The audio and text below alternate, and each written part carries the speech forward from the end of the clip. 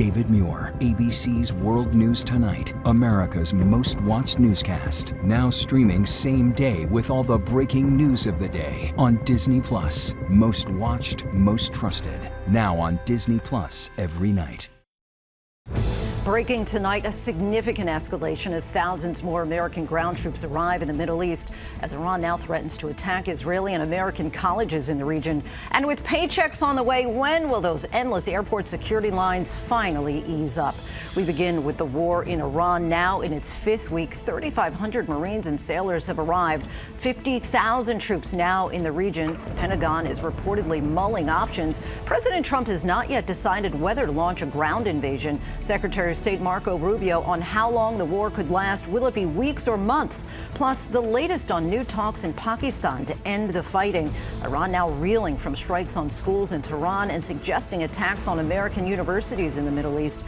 And there's new concern that Iranian allies may try to block the Red Sea, another vital shipping route. We have team coverage. Also tonight, those excruciating security lines at the airport. TSA agents are calling out in record numbers after going without pay for more than a month. With the checks finally coming, will the delays ease up? An alleged bombing plot thwarted. A new photo of the device left outside the Bank of America in Paris and what the investigation has turned up. Tiger Woods out of jail after that serious accident and now facing a charge of driving under the influence. How this will impact his latest comeback. The horrific school bus crash, 2 children killed. Parents describe the awful scene. NASA's return to the moon, the countdown to Artemis 2, why the mission is so important, and what they've done to fix a stubborn hydrogen leak. The brazen chocolate theft 1 week before Easter, who stole 12 tons of Kit Kats? And America Strong tonight, how she went from hospital janitor to doctor at the same hospital. From ABC News World Headquarters in New York, this is World News Tonight. Good evening, everyone. Thanks so much for joining us on this Sunday. I'm Lindsay Davis. We begin tonight with the war in Iran now entering its fifth week. More than 50,000 American troops are now in the Middle East. This is 3,500 Marines and sailors have arrived in the region. President Trump is said to be considering his next options, including a ground invasion or seizing an island. Tehran launching its air defense systems amid an unrelenting assault by U.S. and Israeli strikes. And Iran is threatening retaliatory strikes on Israeli and American universities in the region. This after an Israeli airstrike hit Iran's University of Science and Technology campus. Pope Leo with harsh words about the war on this Palm Sunday, saying God, quote, does not listen to the prayers of those who wage war. And a sobering reminder of the cost of this war. More than 3,000 people have been killed across the region, including 13 American service members. We have team coverage tonight. ABC senior White House correspondent Selena Wang leads us off. Tonight, growing concern the U.S. could soon put boots on the ground for military operations inside Iran. The mounting questions come as the first U.S. ground troops arrive in the Middle East. 3,500 sailors and Marines from the 31st Marine Expeditionary Unit, equipped with transport and strike fighter aircraft and amphibious assault capabilities. The 2nd Marine Unit is on its way and expected to arrive by May. An additional 1,500 soldiers from the Army's elite 82nd Airborne also preparing to deploy, those troops trained to parachute behind enemy lines. The U.S. now has 50,000 troops stationed in the Middle East. The Pentagon says they're giving the president, who has not ruled out using ground troops, more options. Lawmakers, including from the president's own party, urging Trump to consult Congress first. If we're going to do a conventional ground operation with Marines and 82nd Airborne, that is a ground war that I believe Congress should have a say in. We should be briefed on. As the war passes its 1-month mark, sources tell ABC News Secretary Rubio privately told G7 allies the war would continue for another 2 to 4 weeks.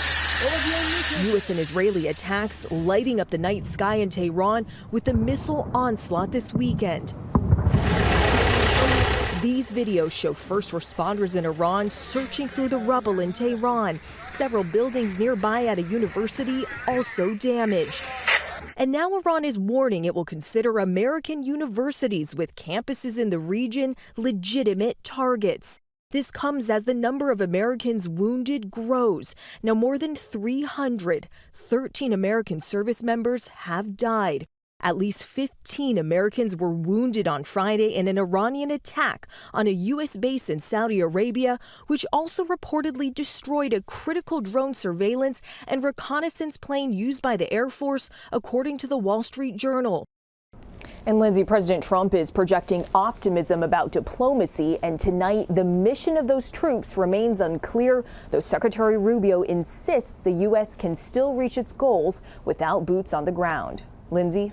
A lot of apprehension about how that will end. Selena, thank you.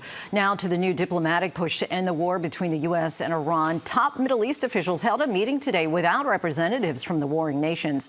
Let's bring in ABC's Matt Rivers in Doha, Qatar tonight. And Matt, what can you tell us about this meeting? Well, Lindsay, the foreign ministers for Egypt, Saudi Arabia, Turkey, and Pakistan all met in Islamabad today to try and lay out a roadmap for peace, but not present the U.S., Iran, or Israel. Still, the Pakistani foreign minister says he thinks the U.S. and Iran will meet, quote, in the coming days, as thousands of U.S. troops are still headed this way. This as a new entrant into the war emerges, the Houthis in Yemen, firing a missile toward Israel over the weekend. A reminder the country could cause major havoc should they try and close the Strait of Bab el-Mandeb in the Red Sea. Any disruption in the Red Sea would, of course, be catastrophic for global oil supplies. And finally, as Israel continues its war with Hezbollah in Lebanon, a 22-year-old Israeli-American soldier from Connecticut was killed. Lindsay? So many lives cut short by this war, Matt. Thank you. Now to the nation's travel chaos. Paychecks are on the way for TSA workers, but wait times at some airports are still long today. Nearly 3,000 officers, more than 10%, called out on Saturday, and it's unclear if tomorrow will be any better. Here's ABC's Mola Langi. Tonight, officials at airports across the country hoping scenes like this fade fast. The sooner they get paid, I'm sure that'll help all of us get through these lines quick. With TSA paychecks finally on the way after President Trump signed a memo late Friday ordering the Department of Homeland Security to restore pay to TSA workers.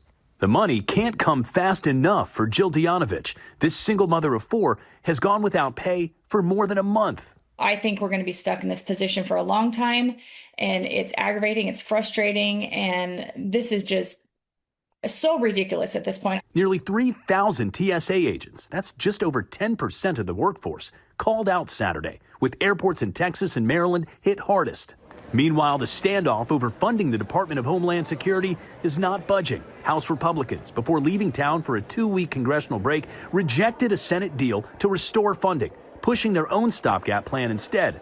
Trump administration border czar Tom Homan says with the war in Iran escalating, funding the agency is more critical than ever. In a time we have a heightened threat, posture right now in this country because of what's going on in the world. We got to keep the airport safe. We got to keep the American people, going through those lines. And on Friday, Senate Majority Leader John Thune, seen at Reagan National Airport. Fox News asking if the House is going to do their job. Well, we'll see. We made some temporary headway, but we got a lot of work to do still.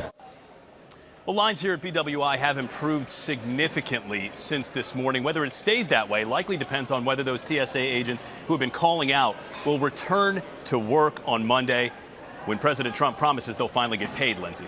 Hopefully we'll see some improvement. Mola, thank you. Now to those No Kings protests across the country. Music legend Bruce Springsteen performed at the flagship demonstration in St. Paul, Minnesota. Millions attended rallies across the nation voicing their opposition to the Trump administration's policies. Organizers say it was the largest single day of nonviolent protests in modern American history. Here's ABC's Melissa Adon. Across the country, from New York, Dallas to San Francisco, millions of people out for the No Kings protests. No ICE in our streets! Demonstrators calling out President Donald Trump and his administration's policies. In Minnesota, Bruce Springsteen performing Streets of Minneapolis. On the streets of Minneapolis!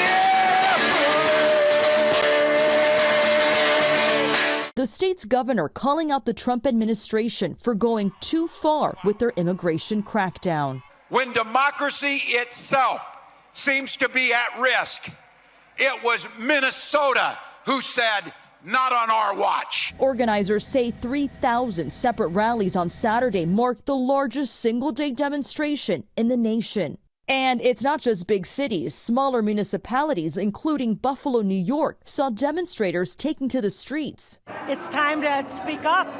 I don't want to be a bystander to this. Out west, crowds marched down the streets of San Diego. And in Los Angeles, there was isolated violence. Federal law enforcement deploying what appeared to be tear gas. Outside a federal detention center, police ordering dispersals. The LAPD arresting 75 people. Lindsay, President Trump has not commented on these latest rounds of protests. Now, last fall, Trump did say he is not a king. Lindsay. Melissa, thank you. Overseas now to French police thwarting an alleged bombing attack outside the Bank of America building in Paris. Let's bring in ABC's Marcus Moore. Marcus, what's the latest with this investigation? Well, Lindsay, police in France have now arrested 3 people in connection with the alleged terror attack, and ABC News has obtained this image of the device that police say the suspects tried to detonate. We have also learned tonight that all of the suspects are younger than 18. Anti-terror authorities say they tried to detonate the device outside a Bank of America building around 3:30 Saturday morning. It's described as flammable liquid in a container taped to a fireworks tube. Police say they thwarted the alleged attack as one suspect was using a lighter to set off the device. Another suspect was recording the alleged attack and was later arrested. All of this comes at a time of heightened alert at U.S. affiliated businesses and facilities across the globe, Lindsay. So many on edge, Marcus. Thank you. Now to the countdown to NASA's historic moon mission. Artemis 2 is scheduled for launch on Wednesday, April 1st. It's the first human moon mission in more than 50 years. ABC's Perry Russum is here with the new details coming in tonight. With days to go until NASA's historic launch sending astronauts around the moon, tonight the Artemis 2 crew speaking out ahead of their mission. So at this point, we can safely say the crew's ready, the rocket's ready, the spaceship's ready, ground systems are ready, and we only need to have the weather to cooperate. The team is in quarantine at Kennedy Space Center in Florida. Final preparations underway. Artemis 2 is a test flight, a 685,000-mile journey, slingshotting 4 astronauts around the moon, coming back to Earth about 10 days later. They'll go deeper into space than any human has ever gone before.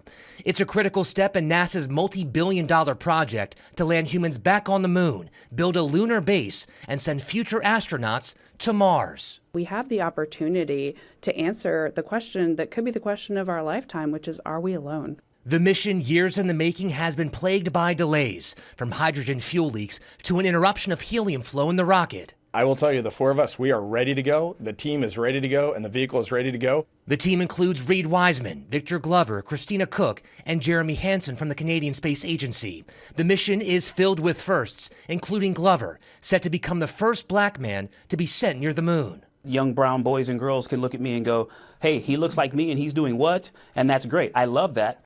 NASA says right now they are forecast to be an 80% go for Wednesday. That is when this launch window opens, Lindsay. Perry, thank you. And tune into ABC News Live for coverage of Artemis 2 mission to the moon on Wednesday, April 1st. Now to a heartbreaking tragedy in Tennessee. 2 students were killed and several others injured after a school bus crash. The Kenwood Middle School students were on a field trip. One official called this a parent's worst nightmare. The community clearly devastated. Here's ABC's Rena Roy. An emotional vigil in Tennessee this weekend as loved ones gathered to remember these 2 young girls who were killed when their school bus crashed during a field trip. Newly released video shows the bus colliding with a dump truck and SUV in Carroll County on Friday, with more than 24 middle school students and adults on board. School bus is their car. School bus is their car. One of those students calling his mom immediately. He went to turn the camera and FaceTime, and that's when I saw the bus, and that's where the panic kind of set in. You can see emergency responders rushing this stretcher from the scene and a helicopter taking the injured to nearby hospitals moments after the deadly accident. This is a parent's worst nightmare, and we recognize that. The community now coming together to support the families grieving their sudden losses. I ask for everybody to continue to keep those families in your prayers. And I ask that you also keep all our first responders in your prayers, because they've witnessed some stuff today that they'll remember for the rest of their lives. Now, officials say this is still an ongoing investigation, and troopers are actively working to determine the circumstances surrounding this tragic crash. Lindsay. Keeping that community in our thoughts and prayers. Rena, thank you.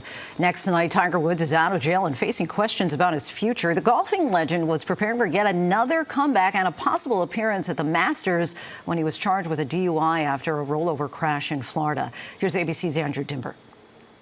Tonight, new questions about Tiger Woods' future after the 15-time major champion was arrested and charged with DUI following a rollover crash near his home on Jupiter Island, Florida. Woods seen leaving Martin County Jail late Friday night. Now, the all-pro golfer faces an uncertain future on the PGA Tour. The way I look at it, there's got to be some sort of punishment or withdrawal or some sort of suspension from the game. Authorities say Woods was speeding and overtook a truck on a two-lane road. Woods was not hurt in the crash, and police say he passed a breathalyzer test but refused to let officers take a blood or urine sample. Suspecting Woods was impaired, investigators say he was placed under arrest. It doesn't matter who you are. If you break the law, we're going to follow the law.